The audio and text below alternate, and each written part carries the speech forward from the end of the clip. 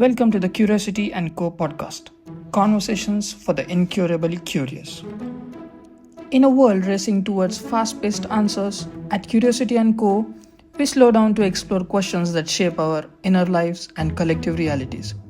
This is a place for thinkers, readers, and the wanderers of the mind, those who find wonder in ideas and meaning in complexity. Hosted by a mind drawn to philosophy, psychology, and the hidden logic of the world, each episode offers a reflective dive into philosophy, science, psychology, and how we think, live, and relate to the world. Whether drawing from the timeless thinkers or modern scientific insights, the podcast invites you to stretch your perspective and see the familiar in unfamiliar ways. Tune in for the ideas, stay for the insight. Because curiosity isn't just a trait, it's a worldview. Why we struggle with freedom. Lessons from Erich Fromm. Hey everyone, and welcome to the second episode of the Curiosity and Co podcast. Today, we are going to talk about freedom and our struggle with it. Okay, here's something weird I've been thinking about. What if the thing we have fought hardest for, freedom, is actually what scares us the most? I mean, think about it. How many times have you stood in a restaurant, paralyzed by too many menu options? Or felt overwhelmed choosing a career path when your parents said you can be anything? Hey, I'm your host, and welcome to Curiosity and Co, where we dive deep into the strange questions that keep us up at night. Today, we're exploring this wild idea from a guy named Erich Fromm. Back in 1941, while much of the Western world was caught in a struggle between their freedom and fascism, though their notion of freedom often excluded the realities of colonial oppression, he wrote something that will blow your mind, that many of us actually run away from freedom on purpose. And honestly, after you hear his reasoning, you might recognize yourself in ways that are, well, uncomfortable. Who was Eric Fromm? Context and life. So, who was this guy from? Picture this. In 1900, Frankfurt, Germany, a Jewish kid grows up watching his world collapse. World War One, economic chaos, then the Nazis rising to power. Fromm becomes this fascinating mix, part Freud, part Marx, part philosopher. And when Hitler starts threatening intellectuals, he packs up and moves to America. But here's what's brilliant. Instead of just writing another fascism is bad book, he asks the deeper question: why do people choose authoritarianism? Why do entire societies sometimes give up their freedom willingly? Life is full of difficult choices. We make a lot of choices, some big, some small, and every day. And while reading this book, that one idea hit me very hard. Fromm basically says, yeah, that anxiety you're feeling, that's freedom. And most people can't handle it. He called his book Escape from Freedom. And it's not about political freedom, it's about something much more personal: the paradox of freedom. Alright, here's where it gets interesting. Fromm says there are actually two kinds of freedom, and we have been confusing them our whole lives. First, there's what he calls freedom from breaking chains, escaping control, getting out from under authority. Think leaving your parents' house or a country overthrowing a dictator. Then there's freedom to the ability to actually be yourself, to choose your own path, to live authentically. Here's the thing though, we got really good at the first kind. We broke from the kings, from the rigid social rules, from religious authorities telling us what to do. But then we looked around and realized we had no idea what to do with ourselves. It's like that moment when you finally move out of your parents' house and realize, wait, now I have to decide what to eat for dinner every single night, forever. Fromm puts it perfectly. Man has been set free, but he doesn't know what to do with his freedom. Sounds familiar? Three ways we escape freedom. So, what do we do when freedom feels too heavy? Fromm identified three main escape routes, and I guarantee you've used it at least one of these. Escape route number one, find a boss.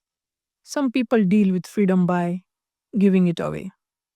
They find someone else to make their decisions, a strong leader, an ideology, even a controlling partner.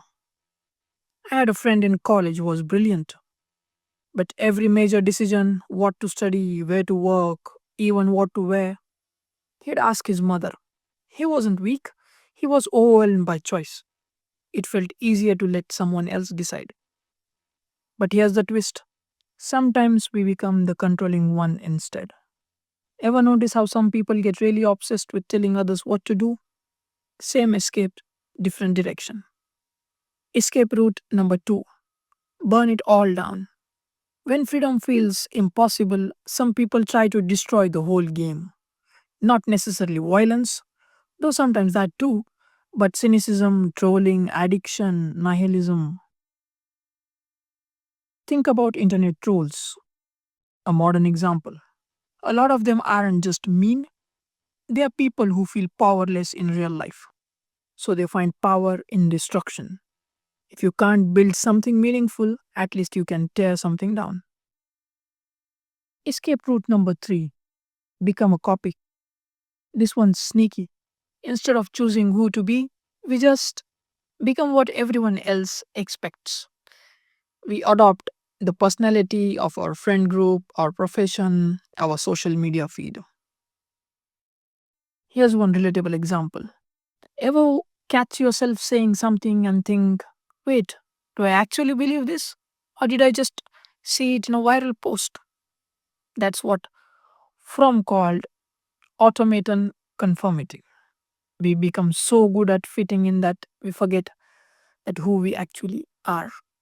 It's like those fish that change colors to match their surroundings, except we are doing it with our entire personality. The scary part, it works. When you are exactly like everyone else, you are never lonely, but you're also never really yourself. The identity crisis. Now, here's where Fromm gets really deep. He talks about something called social character. Basically, the emotional habits your society teaches you.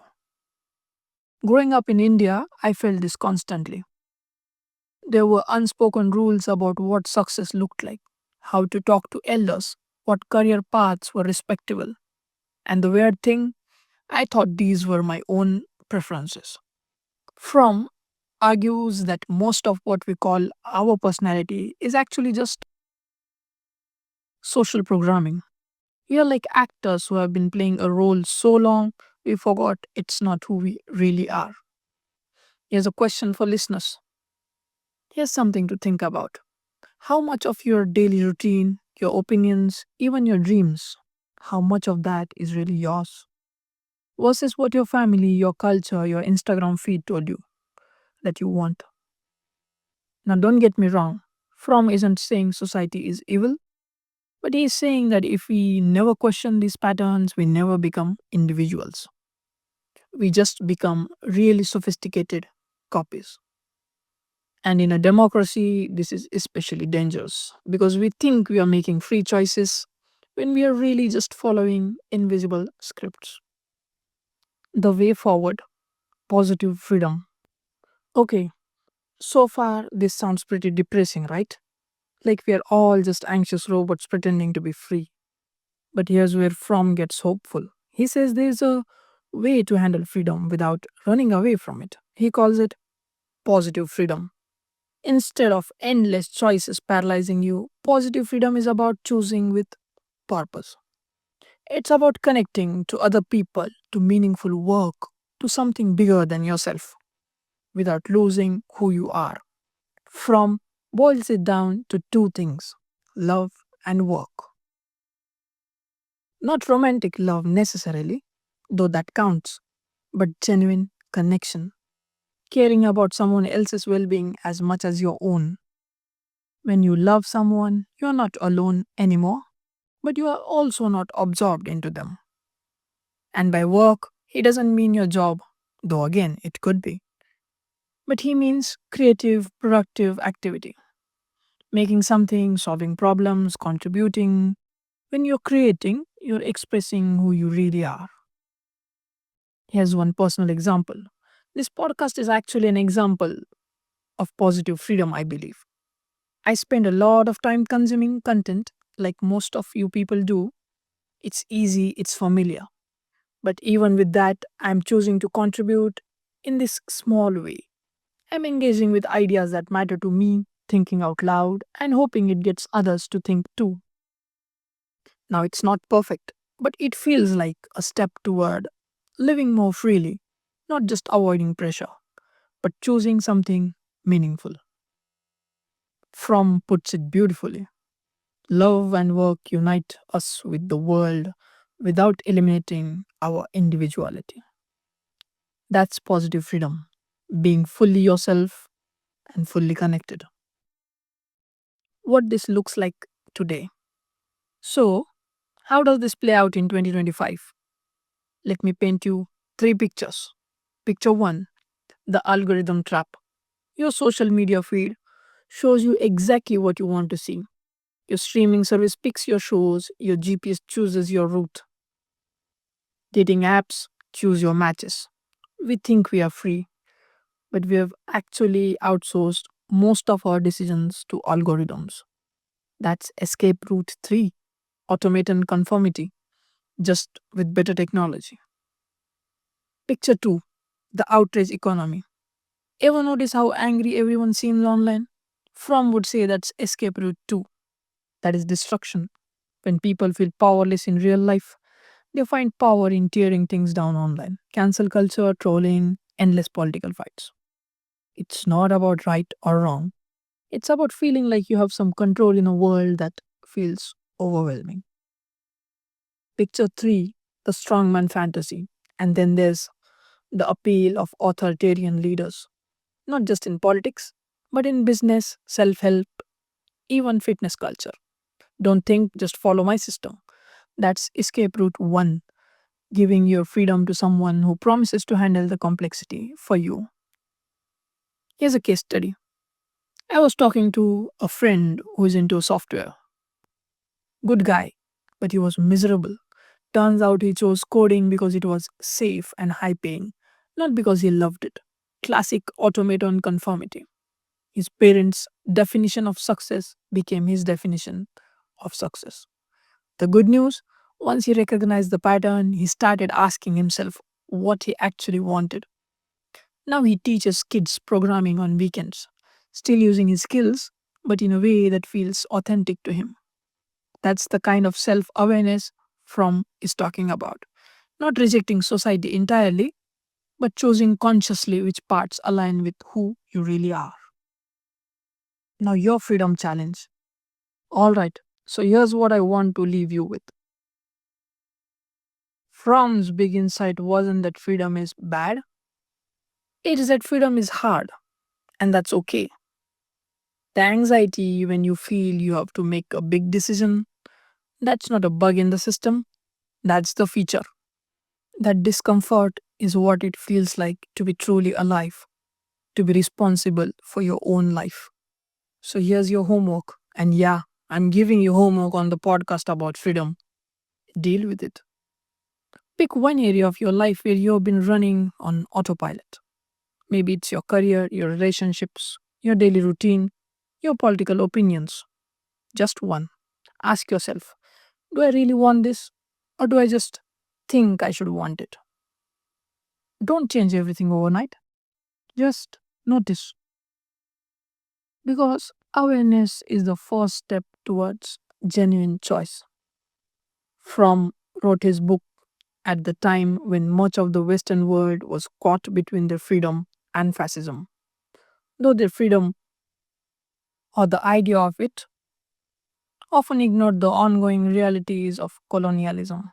I have to remind you of this dark colonial past again and again because it's so often overlooked or left out of the conversation, rather intentionally.